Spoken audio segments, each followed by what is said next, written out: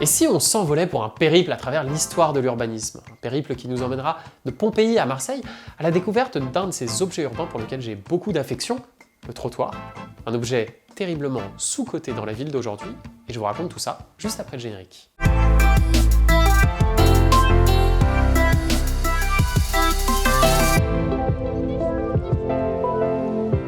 Salut, c'est Philippe pour ce nouvel épisode de Fenêtre sur la ville où, vous l'avez compris, on va pas forcément parler d'un sujet d'actualité à proprement parler, mais plutôt de cet objet urbain qui est le trottoir et qui nous est si familier qu'on en oublierait presque parfois l'importance qu'il a eu dans la construction de nos villes. L'histoire du trottoir, elle est intéressante, elle est fascinante même, parce qu'elle épouse parfaitement les contours des transformations que connaissent nos territoires et nos villes depuis à peu près 2 siècles. En Europe, des vestiges de trottoirs ont été découverts à Pompéi. On en retrouve disséminés ensuite un peu partout, comme par exemple sur le Pont-Neuf, à l'époque d'Henri IV. Mais ce n'est vraiment qu'à partir du XVIIIe siècle que les trottoirs apparaissent sous la forme que l'on connaît aujourd'hui. Les premiers trottoirs modernes naissent à Londres en 1750, le long des artères commerçantes. Et en France, c'est à Paris, dans l'actuelle rue de l'Odéon, que les piétons découvrent en 1781 cet objet urbain pour le moins intrigant et qui allait devenir, quelques décennies plus tard, la nouvelle norme en matière d'espace public. À l'origine, les trottoirs doivent répondre à un objectif assez explicite de salubrité. Les rues sont sales et boueuses et l'intention est de permettre aux gens de faire du lèche-vitrine sans se salir les chaussures. L'autre argument, ce sont les carrosses qui transportent les gens riches d'un point à l'autre de la ville et qui sont donc extrêmement dangereux pour les piétons qui, eux, ne sont pas aussi fortunés et doivent se déplacer à pied. Et vous remarquez qu'on trouve là, de manière assez cocasse, les deux mamelles qui feront la transformation des villes au cours du 19e siècle. D'un côté, la séparation des flux entre véhicules et piétons, et de l'autre, la marchandisation des espaces publics. C'est surtout au 19e siècle que le trottoir va véritablement prendre son envol avec 3 influences majeures. La première, c'est la pensée hygiéniste. À l'époque, on s'appuie encore sur la théorie des miasmes, l'idée que les maladies, les épidémies se répandent à travers les villes à partir des émanations qui viennent du sol. Le but du trottoir est donc d'empêcher ces émanations de circuler librement, mais ça je vous en ai déjà parlé dans une vidéo qu'on a consacrée au lien entre la pensée hygiéniste et l'urbanisme moderne, donc je vous renvoie à ça. La deuxième influence, c'est l'industrialisation naissante, qui transforme radicalement les villes et notamment les espaces publics. L'arrivée des premiers réseaux d'eau, de gaz et ensuite d'électricité vont amener le trottoir à devenir un moyen de protéger tous les tuyaux qui sont enterrés. Et d'ailleurs, on le voit toujours aujourd'hui, quand il y a des travaux dans vos rues et qu'il faut casser tout le trottoir pour pouvoir accéder à ces tuyaux-là. Et la troisième influence, c'est l'explosion des modes de transport, qui n'étaient jusqu'alors réservés qu'aux plus riches, mais qui se popularisent à vitesse grand V. Avec les chevaux, dont le nombre par exemple a triplé entre 1800 et 1850, qui seront ensuite rejoints par les bicyclettes, les tramways, et bien sûr au tournant du XXe siècle, les premières automobiles. Avec l'arrivée et la multiplication des voitures, le rôle du trottoir s'accélère. L'idée est évidemment de protéger les piétons des voitures environnantes, mais aussi, et c'est là le plus pernicieux, d'empêcher les piétons de gêner la sacro-sainte circulation des voitures. C'est d'ailleurs à cette époque que s'institutionnalise le passage piéton, dont l'objectif est vraiment de contrôler là où les piétons peuvent traverser, de manière à ne jamais entraver le flot continu des automobiles. Entre 1900 et 1940, les trottoirs parisiens ont perdu 40% de leur surface. Et le recul s'accélère encore au sortir de la Seconde Guerre mondiale.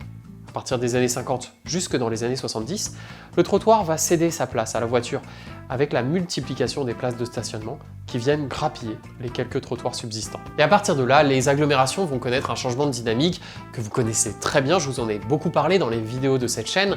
Le recul progressif de l'automobile s'accompagne d'une reconquête de l'espace public par les piétons et inversement, parce que ça c'est l'histoire de la poule et l'œuf. Mais si je vous ai parlé de tout ça, ce n'est pas juste pour évoquer les questions d'apaisement des flux, mais plutôt pour vous parler d'un enjeu crucial aujourd'hui, la pression qui pèse sur les trottoirs.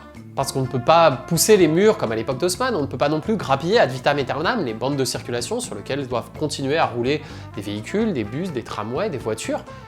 Et résultat, le trottoir est l'un des rares espaces de foncier disponibles sur lesquels on peut accompagner une transformation des espaces publics. Et donc à ce titre, c'est forcément l'un des plus prisés, l'un des plus convoités. Aussi large soit-il, les trottoirs sont souvent très encombrés, au point que la marche devient un véritable parcours d'obstacles, un slalom urbain. Chaises et tables de terrasse, trottinettes ou vélos en libre service, scooters illégalement garés, mais aussi bacs végétalisés et autres mobiliers en palette qui accompagnent depuis quelques années cette reconquête des espaces publics, sans oublier les compteurs électriques et les bornes de recharge qui s'inscrivent dans l'héritage infrastructurel des premiers trottoirs. J'aurais pu ajouter les panneaux de signalisation, les orotateurs, les potelets qui sont censés empêcher les voitures de se garer sur les trottoirs. D'ailleurs, c'est quand même assez marrant de voir que toutes les infrastructures dédiées à la voiture se trouvent sur des espaces dédiés aux piétons, ce qui est assez cocasse. Bizarre. Mises bout à bout, toutes ces petites choses font que les trottoirs sont parfois impraticables, ce qui peut concerner notamment certains usagers qui n'ont pas les possibilités de slalomer entre les différents obstacles. Je pense notamment aux personnes à mobilité réduite, mais aussi aux parents avec une poussette, aux gens qui rentrent des courses avec un caddie. Le risque, c'est évidemment que quand un trottoir est impraticable, on emprunte la route. Et ça, c'est évidemment très dangereux. Selon le CEREMA, environ 10% des accidents mortels seraient dus à une absence de trottoir ou simplement à un trottoir un peu trop étroit ou un peu trop encombré. C'est dans ce contexte qu'est né le baromètre des villes marchables, qui a été lancé en décembre 2020 par la Fédération française de la randonnée pédestre en partenariat avec l'association Place aux piétons. Un questionnaire qui a recueilli des dizaines de milliers de participations pour tenter d'évaluer la qualité des aménagements piétons à travers les villes de France et de Navarre. Un colloque aura lieu fin mai à Marseille pour présenter les résultats, et vous imaginez bien que je serai évidemment devant mon poste pour suivre tout ça, et qui sait, peut-être qu'on en reparlera dans une prochaine vidéo.